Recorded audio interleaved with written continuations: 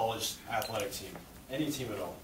And imagine that your team is using equipment from 1950s or some raggedy old equipment, desperately in need of replacement. Imagine that somebody walked up to you and handed you $5,000 and told you to get new equipment. But as the coach, you said that you had to turn it down. This is the problem that many coaches face here at the College of Worcester because of the way the funding works. Today I'm here to discuss with you the problem of the athletic funding at the College of Worcester and how what is designed to be equal has not only created a hierarchy among sports teams, but is also preventing many people from donating to athletics. I will do so first by discussing the current system and the problems that are associated with this system. I will then present one possible way to fix this problem and how by fixing this problem it will benefit each and every team and the college as a whole. And finally I will conclude what you can do to fix this problem. So what exactly is the problem? As stated before, the problem is in the athletic funding of the College of Worcester itself. What does this mean? What is designed to be equal is far from the truth. The overarching program, the W Association, has led to a hierarchy among sports teams, as this association is what is in charge of raising money and dictating how the money is spent for athletics. In a personal interview on November 15, 2011 with Heidi McCormick, who is the Director of Alumni Relations in the W Fund, she stated that the W Association has many responsibilities, but its primary responsibility is to raise money and dictate how this money is spent. Heidi stated that this past year, the W Association allocated $20 per student athlete, which equaled to about $13,000 total. In addition, the association has essentially created a hierarchy which favors basketball. This is true because the basketball team has its own private organization which is responsible for raising money, and this is known as the Downtown Rebounders. According to Carolyn Cerigio, Assistant Director of the W Fund, in a personal interview on November 15, 2011, she stated that the Downtown Rebounders is a private organization that is non-profit and is not affiliated with the college at all. She also stated that the association was created in the late 1960s with the primary goal of spreading awareness for the basketball team and filling the stands with fans.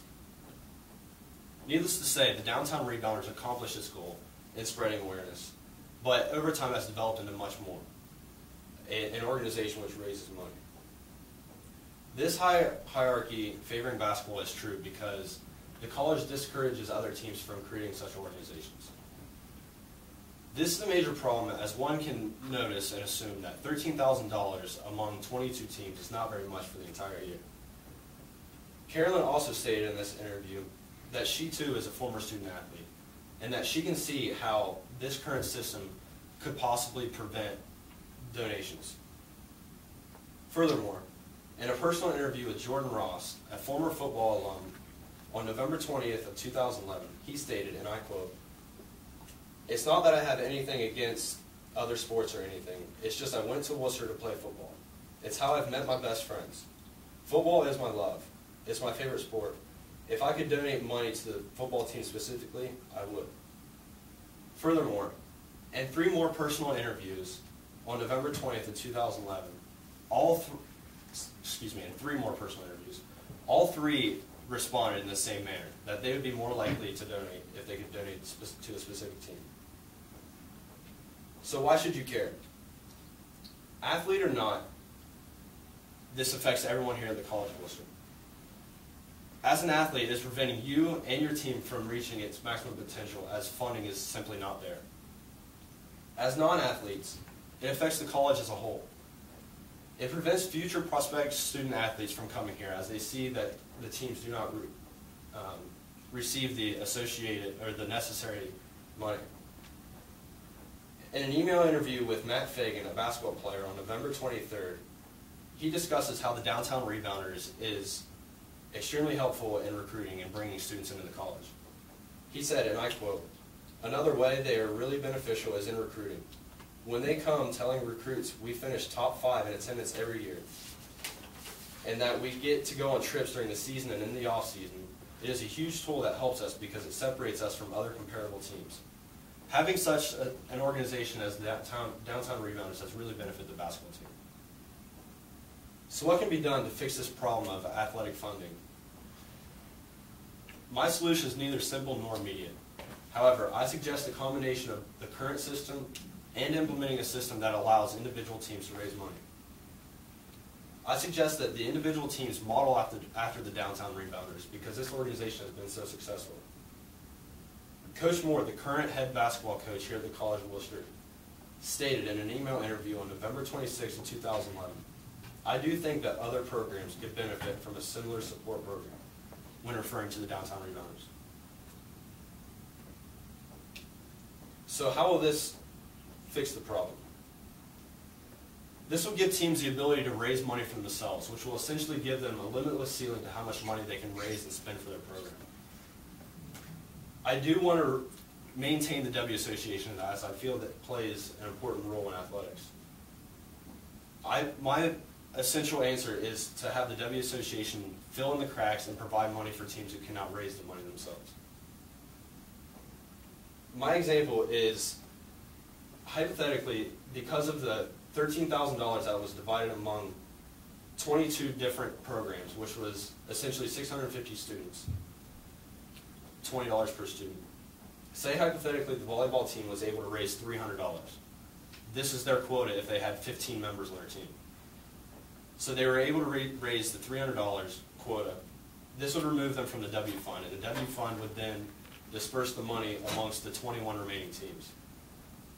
If the volleyball team is only able to raise $150, the W fund will essentially fill in the cracks and provide the remaining $150 to meet their quota. Now say half of the teams are capable of reaching their quota, which is not an unreasonable number, leaving 11 teams that are unable to reach the quota, and let's, for simplicity purpose, say 325 students. This will increase the quota to $40 per student, and for the volleyball team with 15 members, $600. This would mean if the volleyball team was only able to raise the original quota of $300, the W fund would fill in the cracks with the remaining $300. In addition to being able to raise more money, having such organizations will spread awareness for the teams. This will increase community support for both the teams and the college as a whole. Because of this awareness and support, ticket sales will rise, and so will concession sales, which will increase the money income for these teams and the college. So how do I know the system will work? The high school from which I graduated, Tri-Valley High School, has a similar system. The system allows for teams to be able to raise money individually. The 12th Man Club, which is responsible for the football team's fundraising, was able to raise enough money solely to install turf field for the football field 3 years ago, which is a pretty big project for a single organization. Furthermore, 2 years ago, just a year after installing the turf, which was a huge project, they were able to completely renovate the weight room and install a completely new weightlifting facility. Last year, they were able to raise enough money to provide additional seating and install play clocks at each end of the field. So they've been able to raise a lot of money for the football program. You may be asking, what about teams with less alums that cannot raise the money? My answer to that is that's why I want to maintain the W Association, to be able to pay the to be able to give money to the other teams who cannot raise the money. Now I want you to imagine a time where my system is implemented. A time where the swim team is able to raise money for themselves. A time where they are able to raise enough money to build a complete new Olympic-sized pool. A pool in which each and every one of you will have the opportunity to swim in at some point in time. Imagine a time where cheerleading is given enough money, or given the opportunity to raise money, where they can raise money to renovate a room in the PEC and install permanent tumbling mats in their very own locker room. Imagine a time where the football team is allowed to have an organization to spread awareness. This organization will spread awareness and be able to fill the stands just as they did 2 years ago against Case. Each and every game. So now that you're aware of this problem of athletic funding and how not allowing teams to raise money individually is preventing them from reaching their maximum potential. And how my solution of incorporating both the system involved now and individual funding, what can you do to help? There are 3 things that I suggest. First and foremost, I suggest that you talk to alums who are former student athletes here at the College of Worcester. Tell them how the current system works. Tell them not to donate unless if they are allowed to donate to a specific team. This will put pressure on the college and force them to change the rules. If you do not know any former student athletes, I suggest that you spread the word that the college is unfair to sports teams. Tell them that the college is preventing the teams from reaching their maximum potential as they are not allowed to accept donations. Third and finally, after you graduate, you will undoubtedly be called and asked for donations. When you are asked to donate, ask in return, can I donate to the tennis team specifically? If they reply no, I suggest that you reply no as well, and continue to reply no until they change the rule. Now I want you to imagine a time where you're the coach of a college athletic team, any team at all, and imagine that you needed new equipment desperately. Imagine that someone walked up to you and handed you $5,000 and said, buy new equipment. Imagine a time where you can accept that $5,000 and buy this new equipment. A time where you can help your team reach its maximum potential.